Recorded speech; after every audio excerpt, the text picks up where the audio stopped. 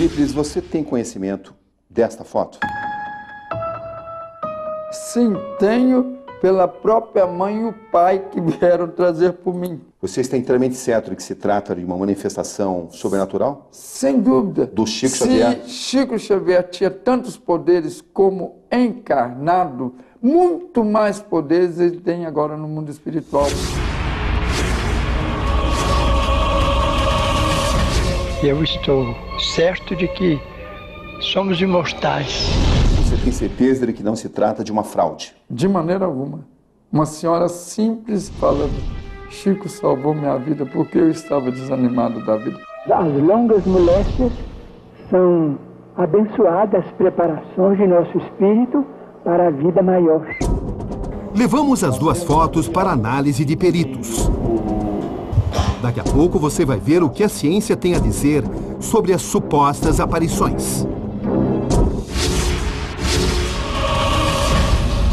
Agora, Eurípides é confrontado com as acusações que o perseguem.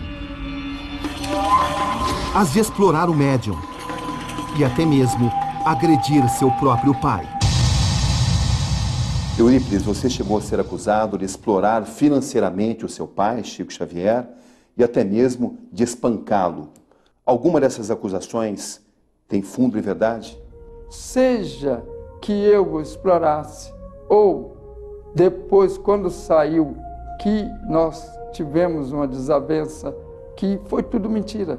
Mas ele... Foi aí que falaram que você teria agredido o Chico? Exatamente. Mas você nunca agrediu o Chico? Jamais. De onde vem isso?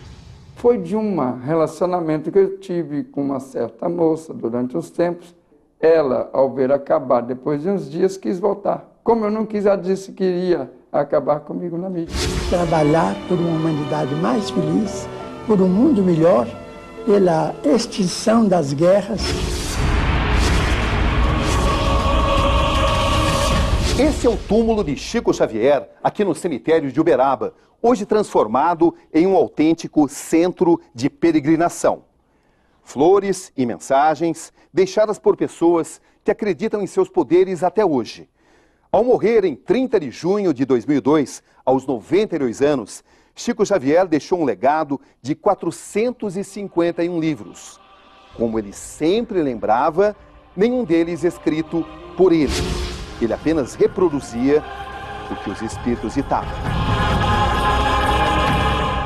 O Chico jamais cobrou pelos atendimentos que ele fazia? O Chico jamais cobrou. E você chegou a cobrar? Como eu ia cobrar o que não era meu? E de onde vem esta lenda de que você cobrava? Pessoas que não conseguiam falar com ele, que ele não atendia, que ele ficava psicografando em casa, fazendo seus afazeres, as pessoas chegavam no portão e queriam entrar. As minhas brigas maiores, Cabrini, não foi com os humildes, foi com aqueles que se julgavam poderosos no mundo. Gente que queria furar fila? Furar fila, ou porque dizia: você sabe com quem você está falando? Porque o Chico colocou na minha responsabilidade tudo isso. Os menos bons, para que se tornem bons, e auxiliarás aos bons, a fim de que se façam melhores. Eurípides, filas enormes se formavam aqui em Uberaba de pessoas que queriam receber um atendimento. Alguma vez você ouviu seu pai cobrando por isso? Chico jamais precisou e nunca cobraria. Ele falava que o que vinha de Deus era de graça. Agora, Eurípides faz um depoimento assombroso. Assume diante de mim que já pensou em tirar a própria vida. Tudo por causa de sérias acusações envolvendo sua relação com o próprio pai. Foi quando me caluniaram de ter espancado meu pai. Isso quase me fez suicidar, sem dúvida nenhuma. Você está dizendo que não chegou a se suicidar por intervenção do próprio Chico Xavier? Sem dúvida. E não foi só uma vez, porque em várias situações de críticas, eu sou humano. Você nunca chegou a agredi-lo? Jamais. Quanto a mim, sou apenas médium. E médium muito falho. Para resgatar a história do médium, é preciso voltar no tempo. É preciso viajar para outra região de Minas Gerais. Tudo começa aqui. Estamos na pequena Pedro Leopoldo, a 46 quilômetros de Belo Horizonte, Minas Gerais. Francisco de Paula Cândido nasce nesse município em 2 de abril de 1910, filho de um vendedor de bilhetes da loteria e de uma dona de casa católica. Na época, ninguém se dá conta, mas é também o início de uma revolução, na maneira do maior país católico do mundo encarar o espiritismo. A natureza nos dá muitos exemplos de renovação da vida. Aqui encontramos uma mulher especial. Célia Diniz conheceu o médium ainda na infância. E hoje ela dirige o Centro Espírita, fundado pelo próprio Chico Xavier. Como é que foi a infância do Chico? Muito pobre, muito sofrida, a família muito numerosa, ele órfão de mãe. Foi de muito sofrimento e muita dor para ele.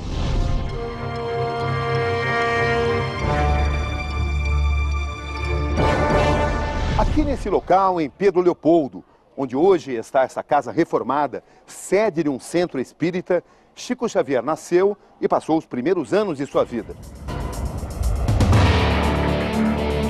As boas condições dessa construção contrastam com a realidade da época em que Chico nasceu.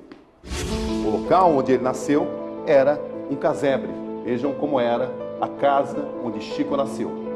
Pelos relatos do próprio Chico, o quarto dele ficava aqui, onde hoje está esta sala de médiuns. Esse era o local onde o pequeno Chico, o Francisco, dormia. A mediunidade de Chico Xavier se revelou quando ele tinha apenas 5 anos de idade. Nesta mesma época, ele perdeu a mãe. Depois de alguns meses do falecimento de minha mãe, isto é, da desencarnação dela, ela me apareceu e conversava comigo naturalmente, sem qualquer estranheza de minha parte. Você faz bem na obediência de sua madrinha. A humildade é uma virtude sua, Chico. Considero ainda a maior emoção de minha vida o reencontro com minha mãe. Ele estava chorando após sofrimentos físicos, inclusive, que ele havia sofrido pela senhora que tomava conta dele. Uma voz que eu escutei. Rita! Isso é coisa de quem tem coisa com o diabo. Que, segundo o próprio Chico, ela era intuída pelos espíritos das trevas que não queriam que ele sobrevivesse e fosse médium. Desgrama! Desgrama! Maldito dia que teu pai te trouxe aqui! Maldito dia! E ele chorando quando a mãe aparece e ele fala se ela não podia levá-lo com ele e ele levá-lo com ela. Olha, se você rezar direitinho, Jesus falou que vai mandar um anjo para te ajudar. Quando, 2 anos após, aparece a Cidália Batista, ia se casar com o pai do Chico, ele pergunta para ela: você é o anjo que minha mãe falou que ia mandar para tomar conta da gente?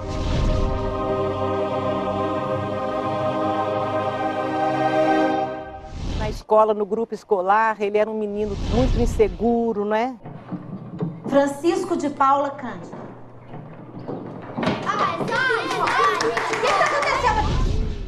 Aconteciam fenômenos mediúnicos na sala de aula, ele criança ainda. Eu não posso enganar ninguém.